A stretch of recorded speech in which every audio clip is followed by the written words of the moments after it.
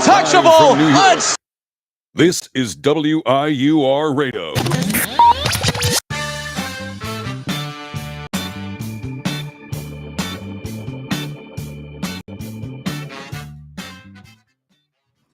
What is going on, everybody? You are listening to WIUR Radio.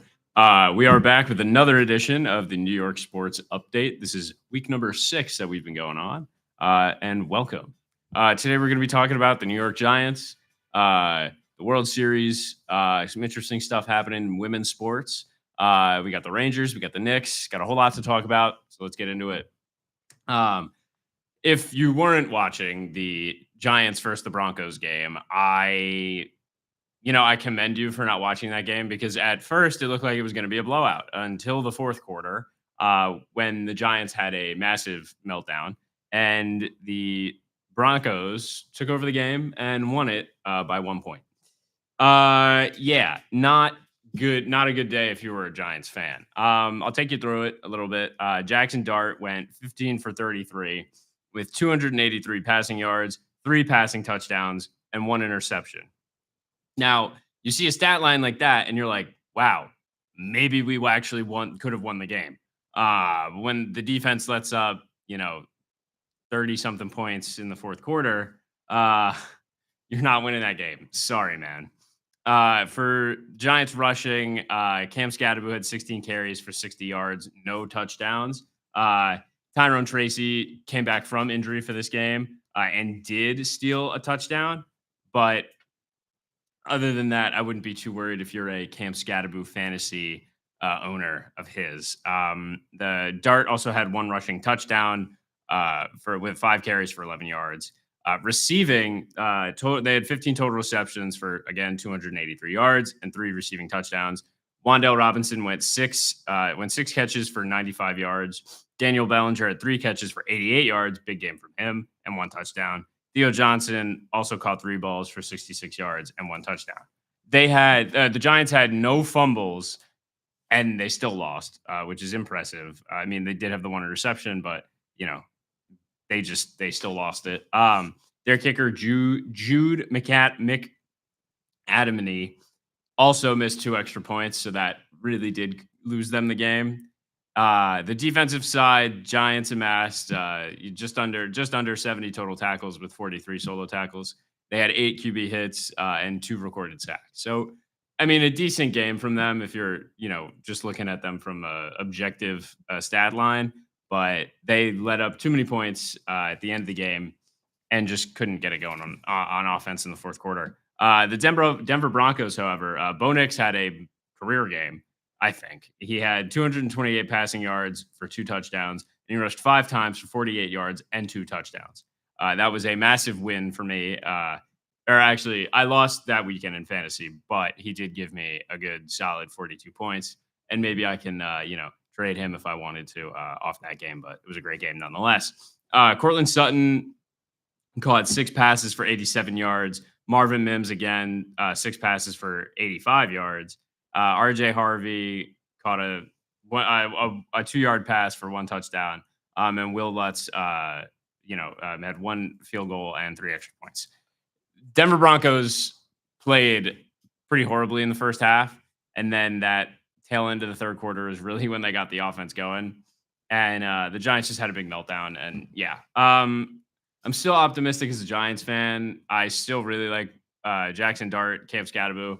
But the Giants have to figure it out at the wide receiver position. They're kind of lacking in that area. I mean, Wan'Dale Robinson and Daniel Bellinger and Theo Johnson, some guys that are giving the Giants offense some hope. But yeah, they got to figure it out soon. I think Daboll and Joe Shane are kind of on the hot seat for their jobs this season. So it'll be interesting to see what happens in the next few weeks. If the Giants get it going and maybe they make a change, at the coaching job or a GM position. A little bit about the Jets. I mean, the Jets are the Jets. It was a horrible game by them. They're 0-6 now. It's rough.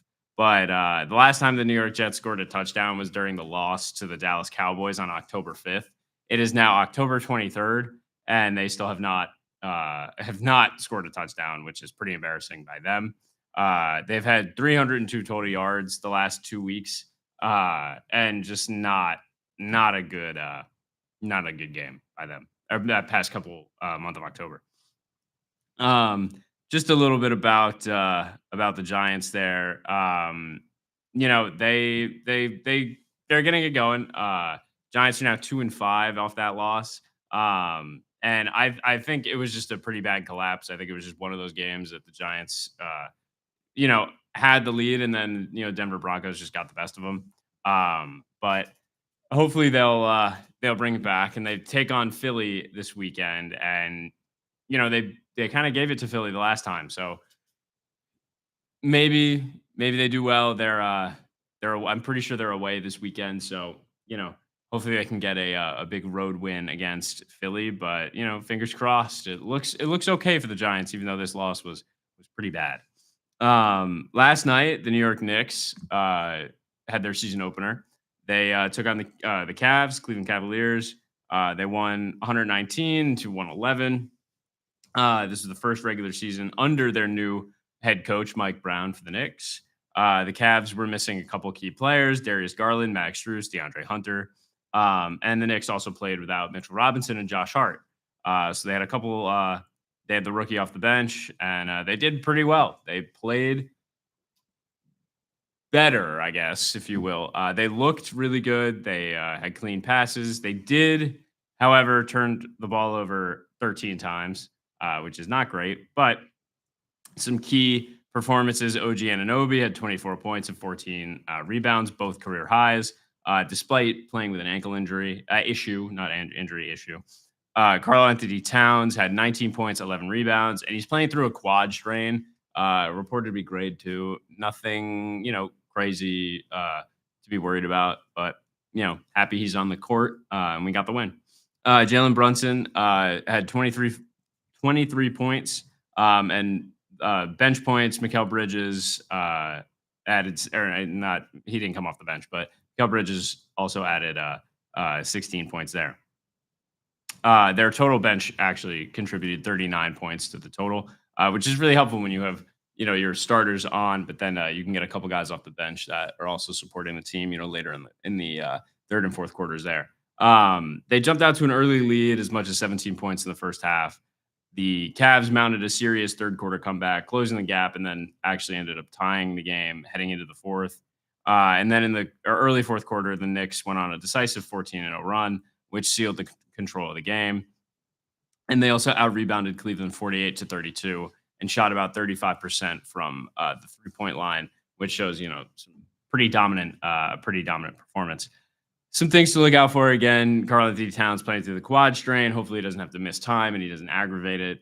They're still missing Josh Hart, and hopefully they can get those guys healthy soon. And maybe this little stretch here is a little a tale of what we could see the rest of the season. They look pretty good. I think I like this new coach. It'll be interesting to see what happens there. And yeah, I'm pretty hopeful for the Knicks. I'd like to see them go pretty far again. They made the Eastern Conference Finals last year, and hopefully they can make it back to the chip, and we'll see what's that.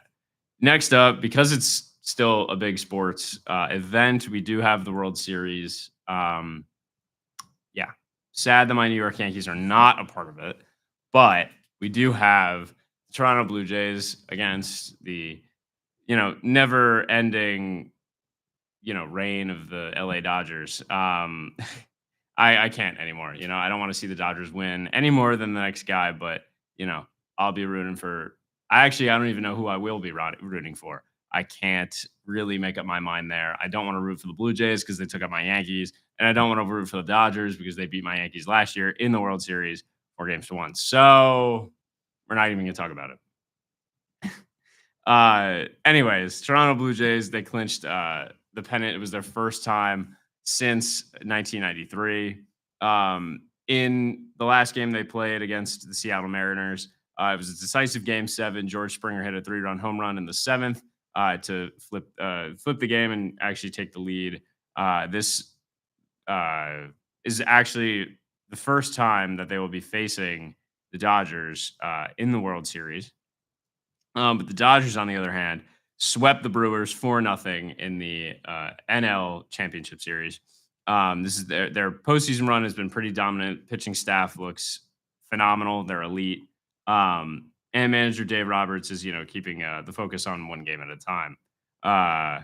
Yeah, they're looking to make history, trying to be a dynasty. This will be the first time the Dodgers are looking to be the first team to repeat the World Series since 2000. I do not want to see that happen. I honestly would probably rather the Blue Jays take it home because they haven't been there in a while. And I feel like everyone at this point is sick of the Dodgers because they have elite players and all that deferred money. They just buy a team now and then, whatever. Anyway, just a little, history facts here. This is the first time the Dodgers will face the Blue Jays. The Blue Jays only have 2 World Series titles, and this is their 3rd appearance in the World Series. They're actually 2 for 3. In those, they won in 1992 and 1993.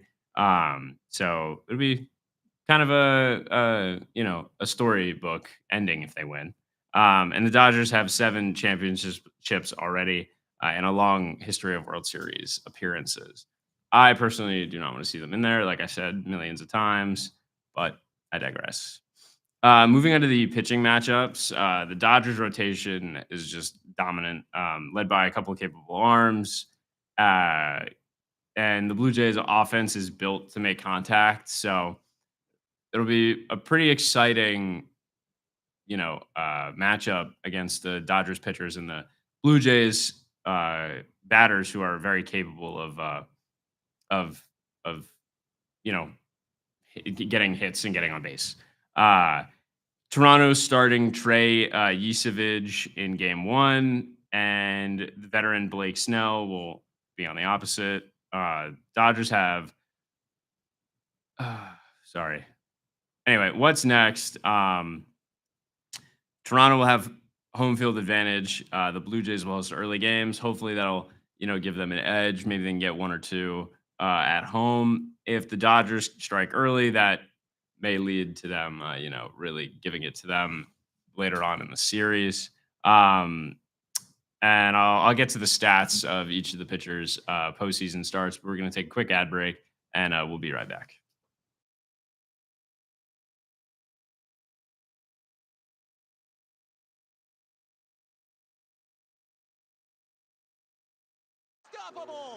This is WIUR Sports Radio. Hi, I'm Robbie Basil, president of WIUR Radio, and I hope you're enjoying today's show. Have you ever wanted to call the biggest games, the biggest moments for the biggest names for Iona Athletics? Then the newly founded WIUR Sports Radio is the place to be. Launched in January of 2025, our goal is to try and get broadcasters here at Iona an opportunity to learn, succeed, and get a chance to be on air. From getting to call the big moments at the Hack, Dinkins trying to go to the rack. Denied! Denied! Yafet Mundi! to seeing the crack of the bat at City Park. The line drive into left field, around third, and it kicks away! The Gales are going to win it in 10! We make those moments happen on our brand new WIUR Sports Radio platform on Mixer. If you're interested, feel free to reach out to me via email or to the rest of my e-board to join the club. We are WIUR Sports Radio, the new home of Iona Athletics. Now, back to the show on WIUR, Iona University Radio.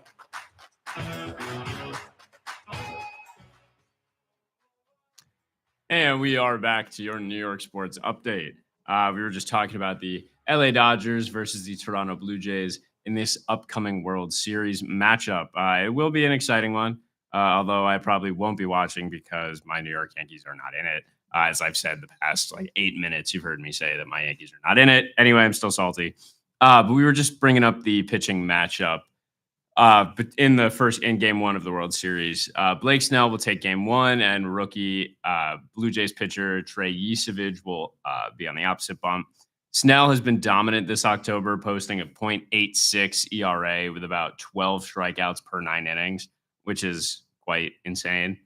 On the other hand, Yusevich is just 22 years old. He's younger than I am, and hopefully he can maybe manage around the Dodgers lineup. But facing Shohei, Mookie Betts, and Freddie Freeman, I would not want to be on the other side of that at just the age of 22. His last start was in Game 2 of the ALDS, so he hasn't pitched in a while. But I guess he's had some rest, if you will. He posted against he actually faced my Yankees and he no-hit them in 5 1/3 innings. Struck out 11 batters and walked just 1. And he's got a postseason. No, never mind. Sorry, wrong stat. He's an exciting rookie, and we'll see what happens. In other baseball news, the San Francisco Giants made a significant move by hiring University of Tennessee head coach Tony Vitello. He led Tennessee to its first NCAA baseball championship in 2024 and has a strong track record of developing players. This is his first. He's had no prior major league professional experience, but that'll be quite a task. He's got an okay staff out in San Francisco. He's got Rafael Devers, an exciting hitter, and I'm sure they've got a big bullpen out there. Maybe he can work with. But it'll be cool. Some new blood in the MLB head coaching waters. In other news, an exciting new women's baseball league, professional baseball league, is being formed. They've chosen New York, Boston, Los Angeles, and San Francisco, all as the cities that will represent 4 teams as of right now that will compete in the inaugural season, which they just announced on Tuesday. The Upstart League, co-founded by Justine Siegel, first woman to coach for an MLB team with the Oakland Athletics in 2015, announced the plans last year to launch in 2026 as a 6-team circuit with a regular season playoffs and an all-star game. When they debut, it'll be the first pro league for women since the All-American Girls Professional Baseball League, immortalized in the A League of Their Own, which was dissolved in 1954. The WPBL will now launch with 4 teams for the inaugural season, with 15 players per club. The top 100 players from the WPBL's summer tryouts advance to the league's draft next month, which will also feature some of the sport's biggest stars, including former Little Leaguer Mo'ne Davis and USA Baseball's Kelsey Whitmore. I don't know if you remember Mo'ne Davis from her run in the Little League World Series, but she was a dominant pitcher during that time, and it'll be exciting to see some new women's sports league. I know I'll definitely be watching. Definitely check this out. I'm excited. I'm a baseball lover, so it'll be pretty cool to see some new leagues, and definitely it'll be interesting where they actually set up shop in New York, but would definitely love to go catch a game at some point next season. And yeah, on to the Rangers. I am semi Rangers fan. Even though my allegiance is to the New York Rangers, I lived in Miami for the past 5 years, and I became a Florida Panthers fan, as you can see on my sweatshirt here. But even though Florida Panthers won the Stanley Cup most recently, my heart still lies with the New York Rangers. So far, it has been a rough stretch for them. They haven't really lived up to the hype and expectations that have been set on them, just being a New York market. I would love to see the Rangers make a run this year, but unfortunately, they're off to a little bit of a iffy start, if you will. They're 3-4 with one. They're three. They've won 3 games, lost 4 with 1 overtime shootout loss. They've got a total of 7 points, and they currently ranked 6th in the Metropolitan Division. They've got 16 goals for, which ranks them 28th out of the entire NHL 32 teams. They've got 15 goals against, which ranks them 4th in the league, which is a very bad stat as well. Means they're also letting in a lot of goals and not scoring a lot of goals. They've got an average of 2 goals per game. Two goals for per game, and then they're also giving up just under 2 goals a game, which is not great. You got to be scoring more. And yeah, they've got Artemi Panarin, Adam Fox, Mika Zibanejad, their center JT Miller, Sam Carrick, their goalie Igor Shesterkin, and Jonathan Quick. I'll run a little bit through their stats, so just stop me if I'm getting boring. They've got Artemi Panarin on the left wing. He's played 8 games for them. He scored 2 goals. He's got 5 assists, total of 7 points. Adam Fox, who's actually their current goal for this season, goals scored leader, if you will. He's got total of 8 games played. He scored 3 goals. He's got 3 assists, total of 6 points. Mika Zibanejad, longtime defenseman, center for them as well. He's got 8 games played, 2 goals, 2 assists, 4 points. I'm not even going to bore you with the rest of the team, but Igor Shesterkin is currently 2-3 on the season with that one overtime loss. So 2-3-1. He's got goals against at average at 1.17, and his save percentage is at a 0.962, which is pretty good so far. But again, they're still losing games, which is not good. And I would love to see them kind of, pick it back up to what they were doing last season. And then they've got Jonathan Quick as well, who's let in a couple goals for them and kind of hasn't played enough games to really calculate a save percentage, if you will. But currently he's got an okay goals against average 2.03, which again, if you're letting in a lot of goals, probably subs in for Shesterkin when they've lost. Their losses have been pretty bad recently. I'll pull up their past schedule here, but in the preseason they lost. I want to say they won 2 out of their total 6 games. So they went 2-4, which isn't that bad. But again, you don't want to see that, carry over to the regular season, which it has. They lost to the New Jersey Devils, which I guess the Devils are, starting to become relevant again. They lost pretty badly to the Bruins. They lost pretty badly to the Penguins. Gave it a little bit back to the Buffalo Sabres. Won against the Penguins again, and they won against the Capitals, and then they lost both to the Oilers and the Maple Leafs. And the Wild and the Canadiens. They take on the San Jose Sharks today, who are currently 0 and let's see here. They're currently 0-4-2, which we can probably assume is going to be an easy win. But looking ahead to next week, they take on. Looking ahead to Sunday, they take on the Flames, and then they take on the Canucks, which will, not much of a hockey guy here. I am a casual fan, but to see them off to kind of a sluggish start, not so much of, not a whole lot of optimism there. But we'll see. New York Rangers, pretty storied franchise here in New York. Hopefully we'll see something exciting from them, carry on to the season. But yeah, so far it's been an okay season, for New York sports. We've got the Giants taking on the Eagles this week. Be interesting to see what happens. The Giants gave it to the Eagles at home, and we'll see what happens there.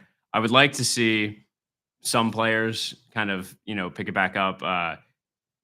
Saquon Barkley wasn't a much of a factor in their last matchup, but again, the Eagles are off to a pretty hot start there. They are 5-2, but Jalen Hurts doesn't throw the football. And Giants have resulted to starting their rookie quarterback. He did carve up the Philadelphia defense last time they faced each other. But again, the Philadelphia Eagles are the Philadelphia Eagles. They're the reigning Super Bowl champions, and you expect them to beat up on teams like this. But the Giants are pretty exciting with Cam Scatterbo. Unfortunately, they lost Malik Neighbors, but again, they're still trying to piece it together, and they've got some players that have stepped up. Their tight ends, Daniel Bellinger, to name a few, and we'll see what happens. I think the Giants could probably do it again, but I think they're probably slated to lose this one, and they'll probably go to 2-6 on the season. But that is it for us this week. Tune in next week. We'll be recapping all the sports here. We'll get a little bit more info on the Rangers and how everybody does these next couple days. All right, thanks everyone. Tune in again next week, and this has been your New York Sports Update for WIOR. I'm Ernest Patty.